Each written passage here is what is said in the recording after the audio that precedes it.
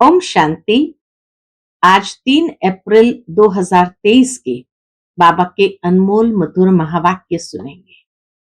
आज की मुरली में गीत बजा है, नयनहीन को राह दिखाओ प्रभु जी। तो बाबा की मुरली भी उसी के आधार पर है। बाबा कहे इस समय सारी दुनिया नयनहीन है, तो बाबा आए हैं इस अविनाशी भारत भूमि पर, जो बाप की बर्थ प्लेस है, और आकर के सभी के दिव्य चक्षु खोल देते हैं, तीसरा नेत्र खोल देते हैं। और इस तीसरे नेत्र के खुलने से तुम बच्चे तीनों लोक अर्थात पूरा ब्रह्मांड, साकारी लोक, सूक्ष्म लोक और निराकारी लोक को अच्छी तरह से समझ सकते हो। साथ ही साथ बाबा कहे सारे सृष्टि के आदि मध्य अंत को भी तुम अच्छी तरह से समझ सकते हो, क्योंकि बुद्धिमानों की बुद्धि ने आकर के ऐसी श्रेष्ठ बुद्धि हम बच्चों को दी है। सुनते हैं आज के बाबा के मधुर महावाक्य। ओम शांति। मीठे बच्चे, बाप आए हैं तुम्हें ज्ञान का तीसरा नेत्र देने, जिससे तुम सृष्टि के आदि मध्य अंत को जान बुद्धिवान बने हो। आज की मुरली से प्रश्न है, आत्मा और शरीर दोनों को पवित्र बनाने तथा राजाई पद का अधिकार लेने की सहज विधि क्या है? उत्तर है, तुम्हारे पास देह सहित जो भी पुराना कखपन है उसे एक्सचेंज करो, बाप के हवाले कर दो, पूरा बलि चढ़ो, बाप को ट्रस्टी बनाओ, श्रीमत पर चलते रहो, तो आत्मा और शरीर दोनों पवित्र बन जाएंगे, राजाई पद प्राप्त हो जाएगा। जनक भी बलि चढ़ा तो उनको जीवन मुक्ति मिली। तुम बच्चे भी बाप को वारिस बनाओ तो 21 जन्म का अधिकार मिल जाएगा। आज की मुरली से पहले गीत बजा है, नयनहीन को राह दिखाओ प्रभु। ओम शांति। बच्चों ने गीत सुना। यह भक्त भगवान को पुकारते हैं। भगवान को पूरा न जानने के कारण मनुष्य कितना दुखी है, कितना माथा मारते हैं भक्ति मार्ग में। सिर्फ इस जन्म की बात नहीं, जब से भक्ति मार्ग शुरू हुआ है तब से धक्के खाते रहते हैं। भारत में ही पूज्य देवी देवताओं का राज्य था, जिसको स्वर्ग सचखंड कहा जाता था। अब भारत झूठ खंड है। भारत की महिमा बड़ी जबरदस्त है, क्योंकि भारत परम पिता परमात्मा का बर्थ प्लेस है। इसीलिए भारत की भी इतनी महिमा है। उसका असल नाम शिव ही है। शिव जयंती मनाते हैं, रुद्र व सोमनाथ जयंती नहीं कहा जाता है। शिव जयंती व शिवरात्रि कहा जाता है। अब सभी नयनहीन बुद्धिहीन है। नयनहीन माना बुद्धिहीन है। क्यों? क्योंकि सब में 5 विकार प्रवेश है। अच्छा, किसने बनाया ऐसे नयनहीन बुद्धिहीन? तो बाबा कहे रावण ने नयनहीन और बुद्धिहीन बनाया है। एक दो को दुख देते रहते हैं। भारत जब स्वर्ग था तो दुख का नाम नहीं था।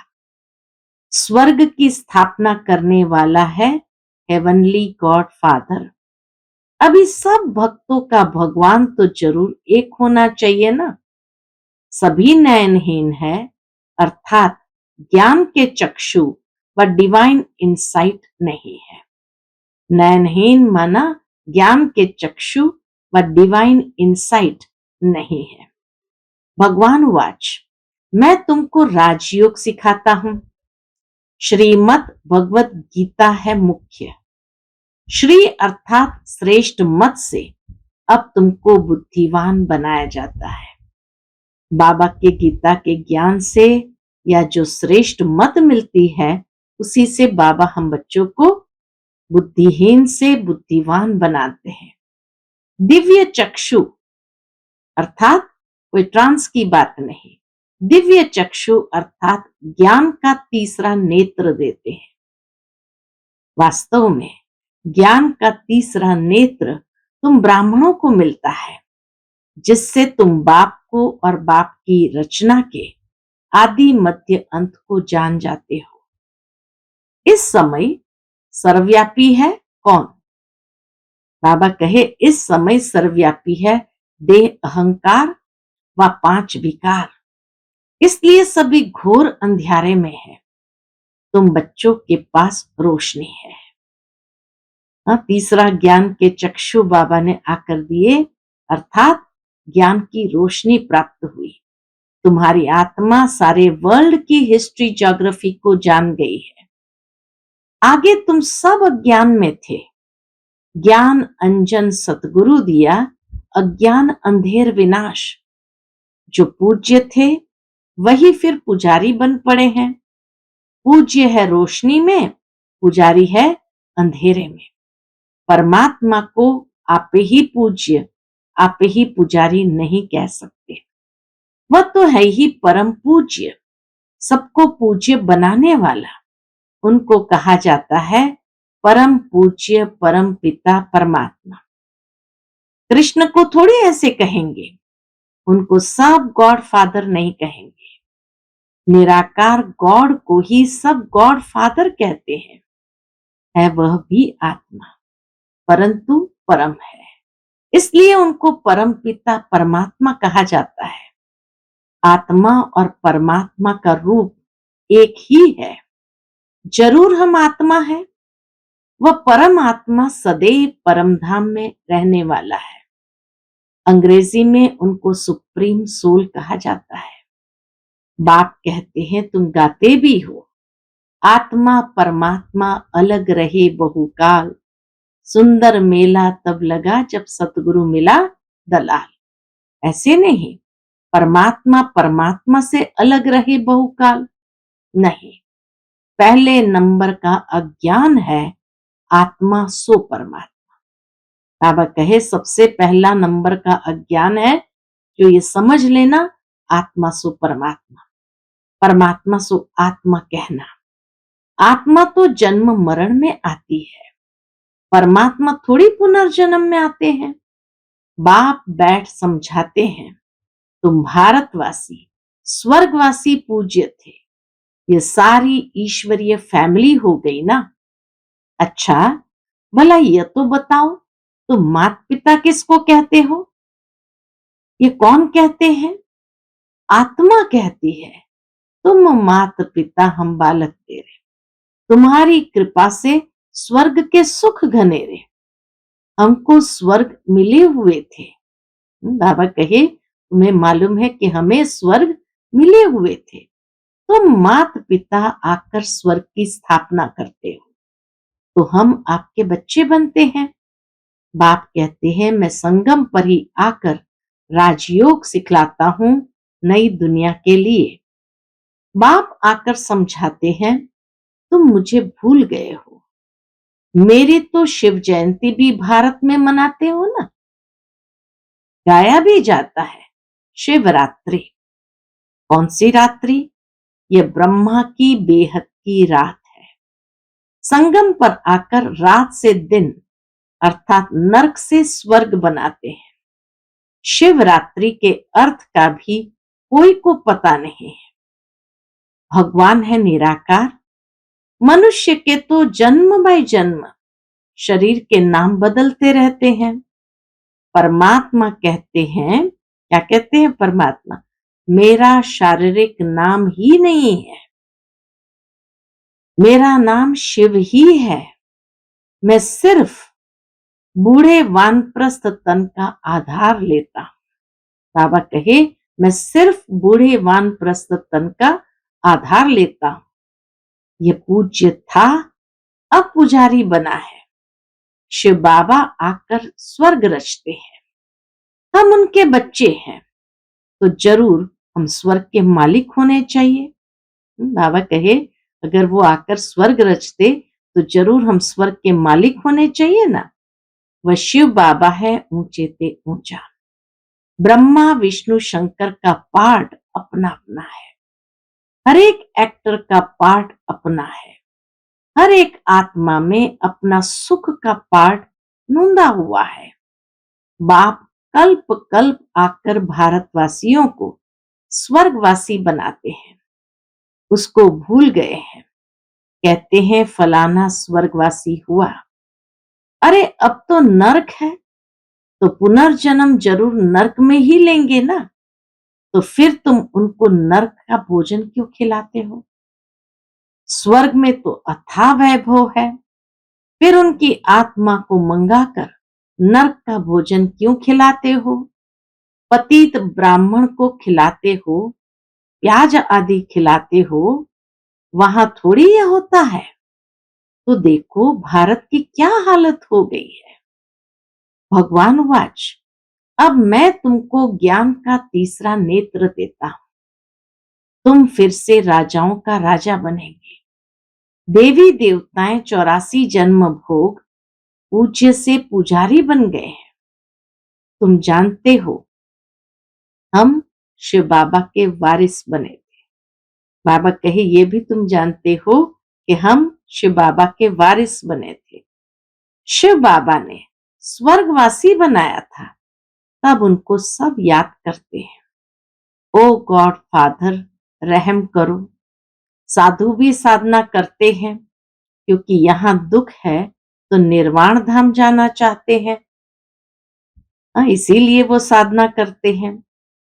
आत्मा परमात्मा में लीन तो होती नहीं, इसीलिए वो जो साधना करते हैं परमात्मा में लीन हो जाए। बाबा कहे आत्मा परमात्मा में लीन तो होती नहीं, ये समझना भूल है कि आत्मा परमात्मा में लीन हो जाएगी। बाबा कहे ये समझना भूल है। अब तुम कहते हो हम आत्मा परम धाम में रहने वाली है, हम आत्मा 100 देवी देवता कुल में जाएंगे, फिर 84 जन्म भोगेंगी। हम 100 आत्मा फिर दैवी कुल, क्षत्रिय कुल से वैश्य, वैश्य कुल से शूद्र कुल में आएंगे। शिव बाबा जन्म मरण में नहीं आते, सिर्फ आकर भारत को स्वर्ग बनाते हैं। गाया भी जाता है सतयुग में सूर्यवंशी श्री लक्ष्मी नारायण की डिनाइस्टी थी। जैसे क्रिश्चियन घराने में Edward the first, Edward the second, third चलता है, वैसे ही वहां भी Lakshmi Narayan the first, Lakshmi Narayan the second, third, ऐसे 8 डिनाइस्टी चलती है। अभी तो ब्राह्मणों का तीसरा नेत्र खुला है, बाप बैठ आत्माओं से बात करते हैं। बाबा एक एक बात कितना क्लियर करके समझाते हैं बच्चों को। बाबा कहे तुम ऐसे 84 का चक्र लगाकर इतने इतने जन्म लेते आए हो। सतयुग में कितने जन्म, त्रेता में, द्वापर में, कलयुग में कितने जन्म, बाबा बताते हैं। वर्णों का भी एक चित्र बनाते हैं, जिसमें देवता, क्षत्रिय, वैश्य, शूद्र बनाते हैं। अब तुम जानते हो हम सो ब्राह्मण चोटी है। ब्राह्मण चोटी को भूल गए तो बाबा कहे अब तुमने समझा है हम है ब्राह्मण चोटी। इस समय हम है ईश्वरीय औलाद प्रैक्टिकल में। इस समय राजयोग और ज्ञान से हमको सुख घनेरे मिलते हैं। कोई तो सूर्यवंशी राजा रानी का वर्षा लेते हैं, कोई चंद्रवंशी का। सारी किंगडम स्थापन हो रही है, हर एक अपने पुरुषार्थ से वह पद पाएंगे। कोई अगर पूछे कि अभी पढ़ते पढ़ते हमारा शरीर छूट जाए तो क्या पद मिलेगा, तो बाबा बतला सकते हैं। योग से ही आयु बढ़ती है, विकर्म विनाश होते हैं, और कोई उपाय पतित से पावन बनने का है नहीं। पतित पावन कहने से ही भगवान याद आता है। भगवान है कौन? ये नहीं जानते। बाप कहते मैं आता ही भारत में हूं, यह मेरा बर्थ प्लेस है। सोमनाथ का मंदिर कितना आलीशान था, ये बाप ही बच्चों को समझाते हैं, जिनके फिर बाद में शास्त्र बनते हैं। बाबा जो समझाने देते उनके फिर बाद में शास्त्र बनते हैं। भक्ति मार्ग में ही ये यादगार बनना शुरू होते हैं। जब पुजारी बनते हैं तो पहले पहले सोमनाथ का मंदिर बनाते हैं। भारत तो सतयुग त्रेता में बहुत शाहूकार था, मंदिरों में अथाह धन था। द्वापर युग के मंदिरों में इतना अथाह धन था, तो सतयुग त्रेता के राजाओं के पास कितना धन होगा। भारत हीरे तुल्य था, अब तो कंगाल कौड़ी तुल्य है। फिर बाप आकर भारत को ही हीरे तुल्य बनाते हैं। सारा झाड़ जर्जरीभूत अवस्था को पाया हुआ है। बाप कहते अपनी शक्ल तो देखो, लक्ष्मी नारायण को वरने लायक है। नारद की कहानी है ना, पतित आत्मा पवित्र लक्ष्मी अथवा नारायण को कैसे वर सकेंगी। विकार में गए तो फिर पासपोर्ट कैंसिल हो जाता है। अपने आप को देखो। बाबा कहे अपने आप को देखा जाता है कि हम ऐसा पुरुषार्थ करते हैं जो बाबा मम्मा के गद्दी नशीन बन सके। यह है ही पति दुनिया। पवित्रता है मुख्य। अब तो no health, no wealth, no happiness. ये ऋण के पानी मिसल अर्थात मृग तृष्णा राज्य है। इस पर भी दुर्योधन की कहानी शास्त्रों में है। कहा ना, जहां जल था वहां स्थल देखा, जहां स्थल था वहां जल देखा। दुर्योधन भिखारी को कहा जाता है। द्रौपदी कहती है हमारी लाज रखो। ये द्रौपदियां है ना। बाप कितना अच्छी रीति समझाते हैं। जितना बुद्धि योग पूरा लगा हुआ होगा तो धारणा भी होगी। नॉलेज ब्रह्मचर्य में ही पड़ी जाती है। बाप कहते हैं गृहस्थ व्यवहार में रहते कमल फूल समान रहना है, दोनों तरफ निभाना है। मरना भी जरूर है। मरने समय मनुष्य को मंत्र देते हैं। बाप कहते हैं तुम सब मरने वाले हो, मैं कालों का काल सबको वापस ले जाने वाला हूं। तो खुशी होनी चाहिए ना।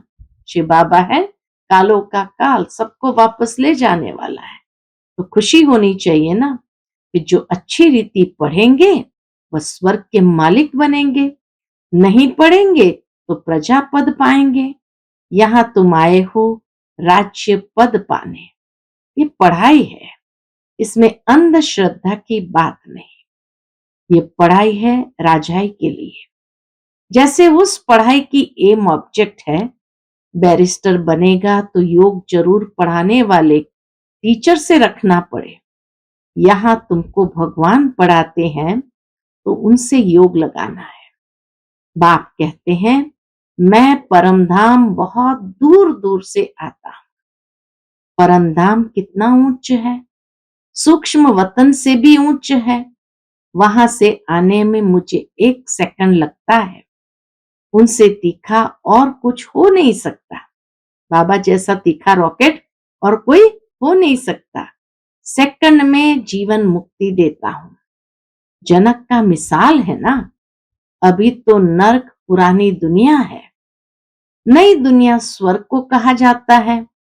बाप नर्क का विनाश कराए, स्वर्ग की स्थापना कराते हैं। बाकी उनको सर्वव्यापी कहने से क्या मिलेगा। बाबा तो आते हैं नर्क का विनाश, स्वर्ग की स्थापना कराने, बाकी उनको सर्वव्यापी कहने से क्या मिलेगा, कुछ भी नहीं। बाप तो आकर स्वर्ग का मालिक बनाते हैं, बाकी सभी आत्माएं शांति धाम चली जाएंगी। आत्मा अमर है, उसका पार्ट भी अमर मिला हुआ है। आत्मा अमर है तो उसको पार्ट भी कैसा मिला है, अमर मिला हुआ है। फिर आत्मा छोटी बड़ी कैसे हो सकती। आत्मा है ही स्टार, बड़ी छोटी हो न सके। अब तुम हो कौन? बाबा कहे, अब तुम हो गॉड फादरली स्टूडेंट्स।